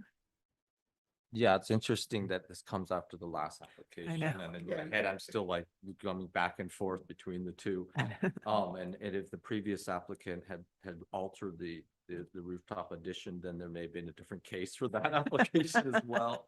But this is like, there's a phase in here that just didn't even need to happen. You could have just done this as the addition off the original 3-story house, and that's what we're looking at. And I think what's nice is that you've taken away something that was not done well, and you put back an addition on the roof that we would find appropriate, that shows a distinction from historic and new addition. So I think it's totally appropriate. And the historic fabric is intact and in the lower portion of the house. The previous That's right. application, I'm still asking myself, is that it required potential removal of the whole fabric of the facade? That's That right. was a big issue It's there. a big issue. Yeah. And it would have resulted in a new facade that looks exactly like the one that we're undoing here. Except even worse because it didn't align. All right, Commissioner Master. Yeah, I think this is really well done. I agree with all the other comments, and in addition, you know, taking off that that extra floor on the top in the front, it restores the height level to the adjacent matching row houses, which is nice too. So I think if anything, it really enhances the streetscape. And Commissioner Jefferson. Yeah, a building that not only doesn't talk only about itself, but talks about the community it's in and uses the community it's in to make a larger statement. And a commendable architectural solution that unifies the coherence of a block of buildings by restoring original facade heights and cornices and restores original lintels. What more can you say, right? Great. All right, we're all in agreement. Thank you. Commissioner Ginsburg. With regards to LPC 25-02304 20 Remsen Street, Brooklyn Heights Historic District, a Greek Revival style row house built in 1856. Application is to alter the front facade and construct rooftop and rear yard additions. I note that the building style, scale, material, and details are among the features that contribute to the special architectural and historic character of the Brooklyn Heights Historic District. I further note that the building was vertically extended prior to designation and the facade further modified pursuant to a commission approval of 1978. I recommend approval, finding that the 4th floor facade and cornice are not original in the building. Therefore, their removal will not eliminate any significant architectural features and will bring the facade closer to its historic appearance. That the reconstruction, restoration of the select facade features, including the cornice and window lintels, will further bring the facade closer to its historic appearance. That the proposed rooftop addition will be set back from the front facade and will retain and incorporate the existing top floor of the rear facade, helping to both return a sense of the building's original scale and massing while also distinguishing it as a modern and subordinate presence at the building. That the material of the rooftop addition and stair bulkhead featuring steel, glass windows and standing seam zinc panels are in keeping with the treatment of the rooftop addition and other accretions found throughout the historic district. That the rooftop addition, stair bulkheads and railings and chimney extensions will be partially visible over the Remsen Street facade in seasonal long view from the intersecting Montague Terrace and Pierpont Place to the north, seen in the context of adjacent rooftop accretions, and therefore will not be call undue attention to itself. That the brick chimney extension will be in keeping with other visible chimneys found within the historic district. That portions of the addition and related mechanical equipment will be minimally visible from gaps. Views along Grace Court will not detract from the building or the adjacent historic building. That the removal of the portion of the rear facade will not eliminate significant historic fabric. That the proposed rear yard addition will not be visible from any public thoroughfare and will be in keeping with the depth and height of other rear yard additions found within the block. That the design and materiality of the rear yard addition featuring brick cladding and metal windows and door assemblies will be in keeping with the residential character of the building and other buildings on the block. That the cumulative effect of the added volume of the proposed rooftop and rear yard additions will not overwhelm the building or the surrounding buildings in the block, and the proposed work will not detract from the special architectural and historic character of the building or the Brooklyn Heights Historic District. Thank you. Commissioner Chapin, would you second that motion? Second. Mark, will you call the vote? Chair Carroll. Aye. Commissioner Chapin. Aye. Commissioner Chen. Commissioner Chu. Aye. Commissioner Ginsburg. Aye. Commissioner Jefferson. Aye. Commissioner Lutfi. Aye. Commissioner Master. Aye. With 8 in favor, none opposed, the motion passes. Thank you. We'll now move to public hearing item number 11, LPC 24-11824, an application for a certificate of appropriateness in the Borough of Brooklyn, block 1965, lot 25, 19 Cambridge Place in the Clinton Hill Historic District. This is an Italianate style row house designed by William Frainer and John Bernard and built in 1869 to 72. The application is to construct a rear yard addition.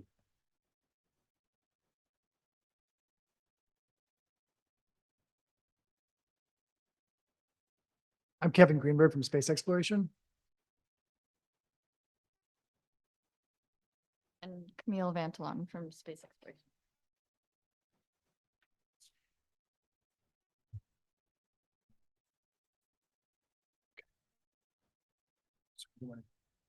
You just need to click on the screen with the mouse. Oh, with the mouse. Right, and then you can advance the slides using the arrow keys or the mouse.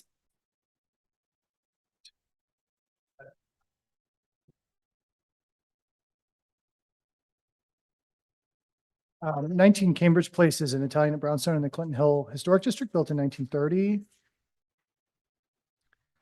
We're proposing a single-story rear extension on the garden floor to be clad in face brick.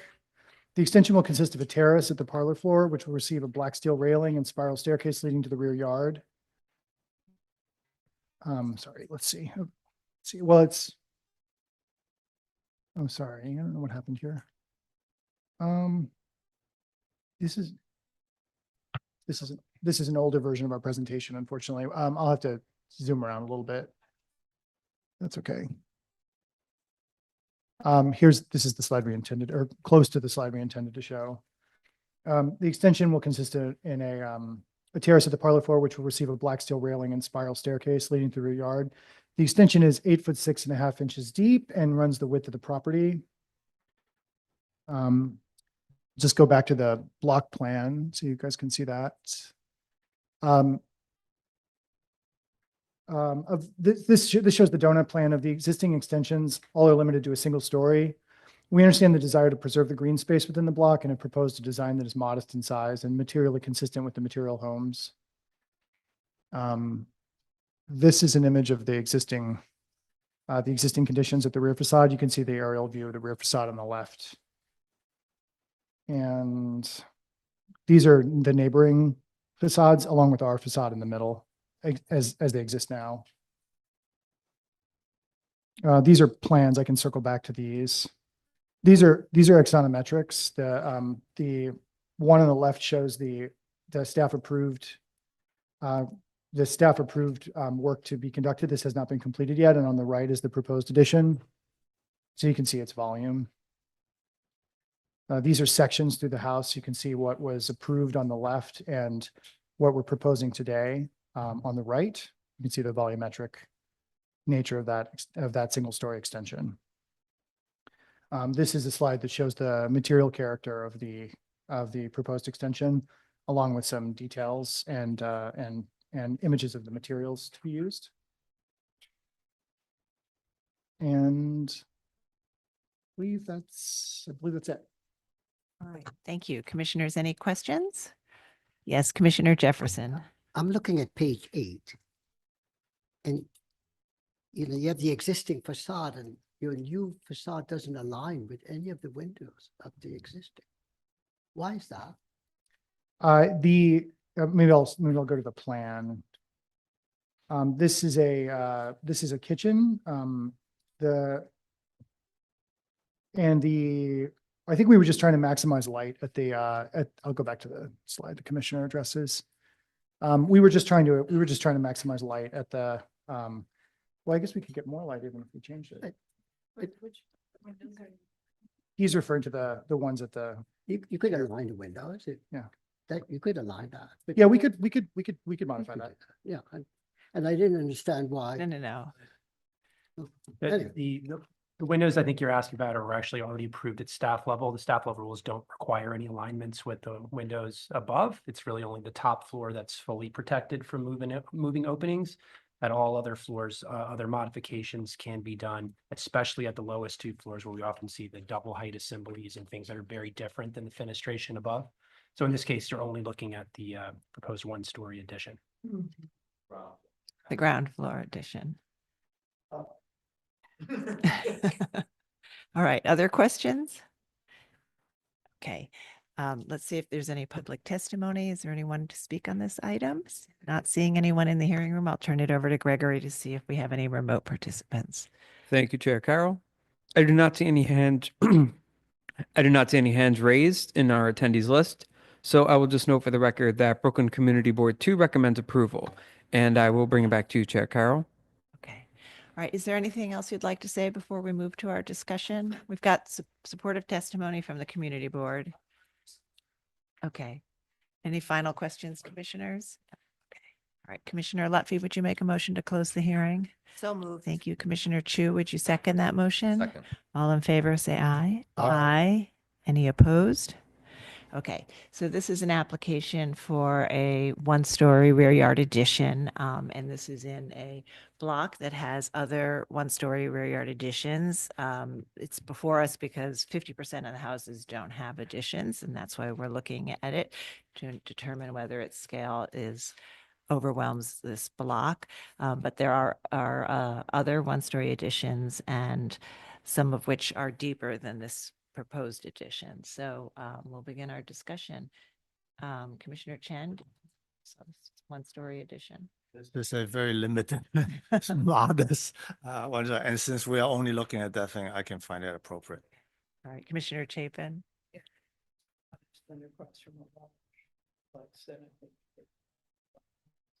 Commissioner Lutfi. Very non-controversial. To end the day. All right, everybody It's agree? appropriate. All right, you can make the motion, Commissioner Chen.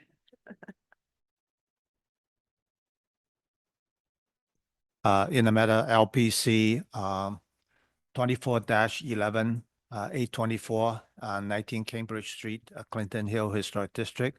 The application is to construct a rear yard addition, noting the building's style, scale, materials, and details among the features that contribute to the special architectural and historic character of the Clinton Hill Historic District. I recommend approval, finding that the proposed work will not eliminate or damage any significant architectural features, that the proposed rear yard addition will not be visible from any public thoroughfare, that the 1-story rear addition will be in keeping with the depth and height of other rear yard additions found within the block, and therefore will not overwhelm neighboring buildings or diminish the central green space, that the addition will feature brick cladding and a metal glass window and door assembly and will be compatible with the residential scale and character of the house, and that the proposed work will not detract from the special architectural and historic character of the building or the Clinton Hill Historic District.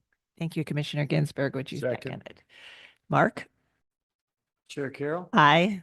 Commissioner Chapin. Aye. Commissioner Chen. Aye. Commissioner Chu. Aye. Commissioner Ginsburg. Aye. Commissioner Jefferson. Aye. Commissioner Lutfi. Aye. Commissioner Master. Aye. With 8 in favor, none opposed, the motion passes. All right, that's approved. Thank you. We'll move to the next and final item. Right, last item is public hearing item number 12. LPC 25-03278, an application for a certificate of appropriateness in the Borough of Brooklyn, Block 270, Lot 14, 153 State Street in the Brooklyn Heights Historic District. This is an Anglo-Italianate style house built in 1857. And the application is to construct a rooftop addition and install a balcony at the rear facade.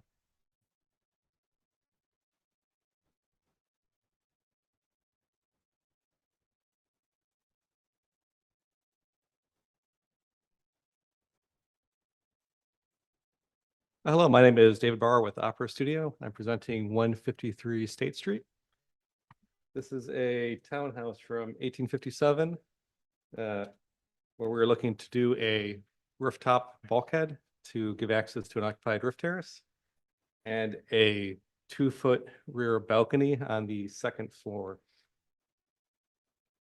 There's some historic photos. I think you notice looking at this that the street wall is not very consistent. It looks like at one point we did roughly match the neighbor to the right, but a mansard was added at an earlier date. 151 State Street to the left then is, the same story is same height as us, or a little bit higher, but a little bit different look to it. Here are some recent photos with us in the middle.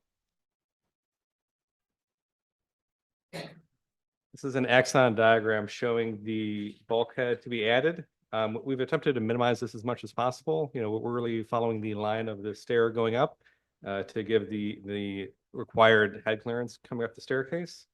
And then there's a railing which is set back from the front mansard, enclosing the occupied portion of the rooftop.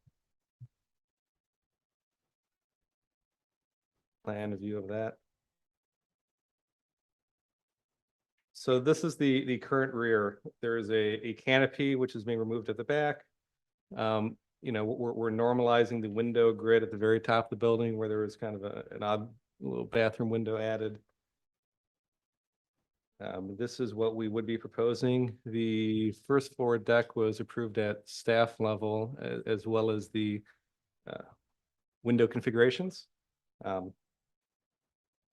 think the next slide. Let me go to the elevations. So this is the existing elevation. Then the middle is what was approved at staff level, where at one point the second floor we were proposing a full deck to match the depth of the first floor, and that was pulled back to Juliet balconies. And now we're pushing it back out to give a little 2-foot space just to create a little bit more of a balcony feel on the second floor.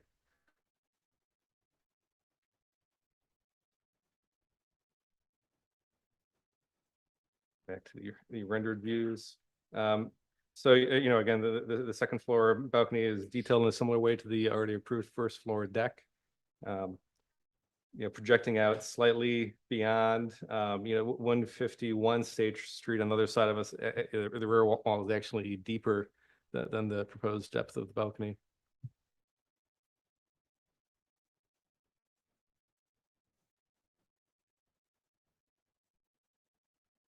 Existing section, showing where our bulkhead is proposed and the relationship to the staircase below.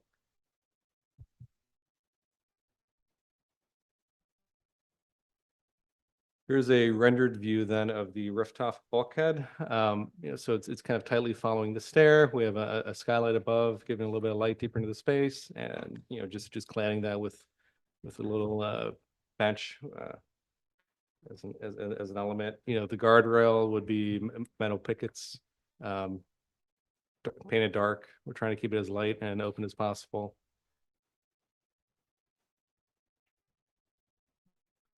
Here's an aerial view looking at our property. So again, 151 is a little bit higher than us, then the block steps down, and then it steps up greatly at the corner for the movie theater.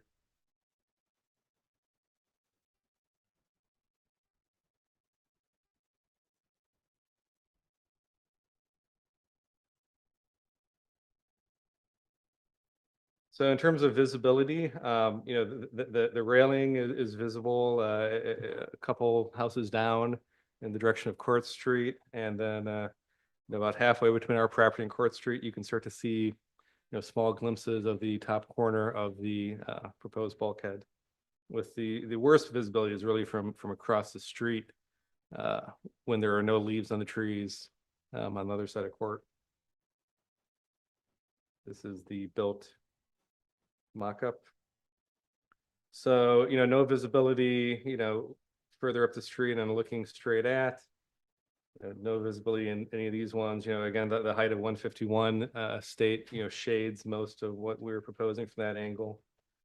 You start to get glimpses of the handrail, which is highlighted in red and zoomed in a little bit more as you move down the street, and then you start to see the very top edge of that bulkhead. I think the chimney flue does conceal some of what's going on. A little bit further down, you can start to see a little bit more of the one portion of that bulkhead. This is when you're almost to Court Street.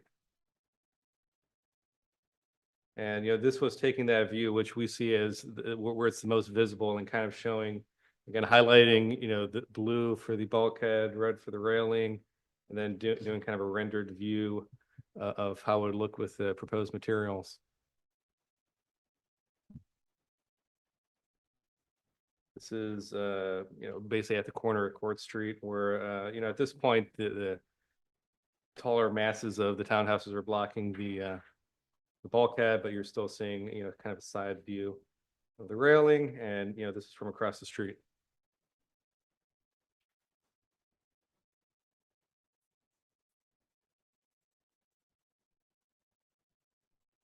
I think that more or less covers it, unless there's any questions. All right, any questions on this one?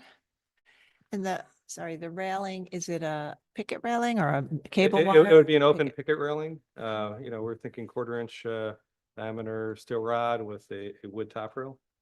Okay. All right, let's see if we have any public testimony. I'll note that there is no one in the hearing room, so I'll turn it over to Gregory to see if we have anyone on Zoom. Thank you, Chair Carroll. If you'd like to speak on this item, please click the raise hand button so I know that you're there. Okay. First, we'll be hearing from Judy Stanton from the Brooklyn Heights Association. Judy Stanton, I'm promoting you to panelist right now. And once you're a panelist, please unmute your line and state your name for the record. You'll have 3 minutes to speak. Thank you.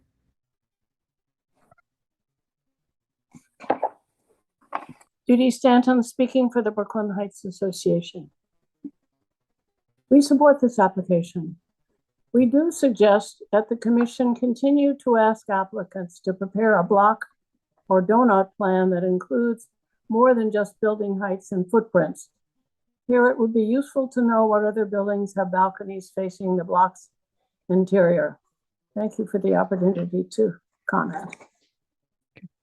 Thank you so much for your testimony. I do not see any additional hands raised, so I will note for the record that Brooklyn Community Board 2 recommends approval on the condition that the applicant removes the shed. And with that, I'll bring it back to you, Chair Carroll. Would you like to respond to, I think the shed was part of the earlier application you presented to the community Yes, board? at one point we were showing a shed at the very rear of the site, which has been removed from the scope. Okay. It would have been in this back kind of very back corner. You kind of see the remnants of the pathway that led to it. Okay. All right. So otherwise supportive testimony on the balcony and the bulkhead and railing. All right. Any final questions, commissioners? No. Okay. All right. Commissioner Chapin, would you make a motion to close the hearing? Thank you. Commissioner Lutfi, would you second that motion? Second. All in favor, say aye. Aye. Any opposed?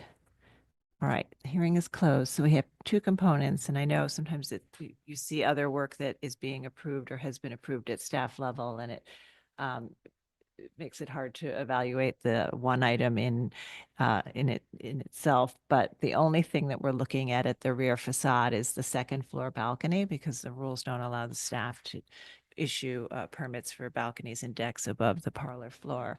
But this balcony is tucked into a facade that is deeper than it, that also has fire escapes projecting from it. And we have recently approved balconies at the back of other houses where there are fire escapes in the context. And then the proposal also includes the rooftop bulkhead and the railing.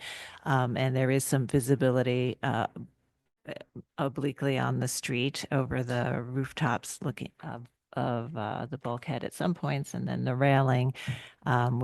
This is a historic district where we just saw an application this morning for another rooftop bulkhead, where the applicants showed us many sort of rooftop utilitarian accretions, including bulkheads that are visible in this district. So I think we can draw upon that as well. So Commissioner Master, would you like to do this one? Sure. Yeah, I think this is a very modest proposal. In terms of the rear yard, second floor balcony, it doesn't jut out as much as the neighbor. And I think the adjacent building had fire escapes, so I can find that very modest. In terms of the bulkhead, I don't think you can see it from the front. I think there is some visibility from the side. However, there's trees and there's other, I think, similar types of utilitarian, bulkheads on roofs in this area. So I think that it's appropriate. Commissioner Jefferson? Yeah, I could accept the bulkhead. I think it's fine. I think the balcony and the garden, really very nicely done, especially the garden. Thank you. Commissioner Ginsburg? I find it appropriate. Commissioner Chen? Me too. Commissioner Chapin? Yeah, I think the balconies are a charming replacement for what exists currently, and the bulkhead, you really just see the railing mostly from a distance, and I can approve it as presented. Okay. All right. So I think we're all in agreement. Oh, sorry. You're way ahead of me, guys. A little presumptive of me. Appropriate.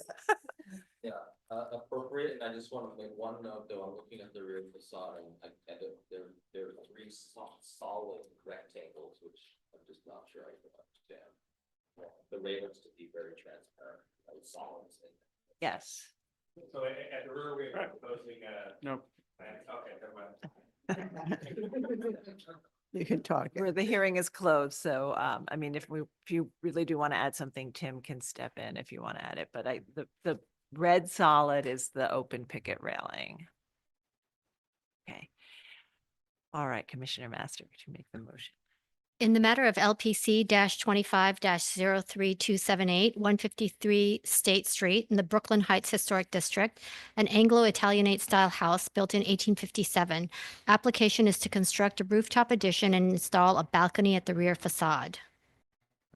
I note that the building style, scale, materials, and details are among the features that contribute to the special architectural and historic character of the Brooklyn Heights Historic District. I recommend approval, finding that the proposed work will not damage or eliminate any significant architectural features, that the proposed balcony will not be visible from a public thoroughfare, that the size, projection, and location of the balcony will not detract from any significant architectural features of the rear facade or neighboring buildings, some of which feature fire escapes, rear additions, and decks with similar or greater presence. The design and materials of the proposed bulkhead are in keeping with modern utilitarian rooftop additions found at buildings of a similar age and style. That the bulkhead and roof deck railings will not be visible directly over the front facade and will only be visible from a distance to the east along State Street in the context of other rooftop accretions and buildings of varying heights. And that the presence of visible bulkhead and roof railings over a secondary facade will be in keeping with conditions at row houses found elsewhere within the historic district. All right. And Jefferson, would you second that motion? Second. All right, Mark? Chair Carroll, Aye. Commissioner Chapin, Aye. Commissioner Chen, Aye. Commissioner Chu, Aye. Commissioner Ginsburg, Aye. Commissioner Jefferson. Aye. Commissioner Lutfi, Aye. Commissioner Master. Aye. With a vote of 8-0, the motion passes. All right, that's approved. Thank you. And that concludes our hearing today.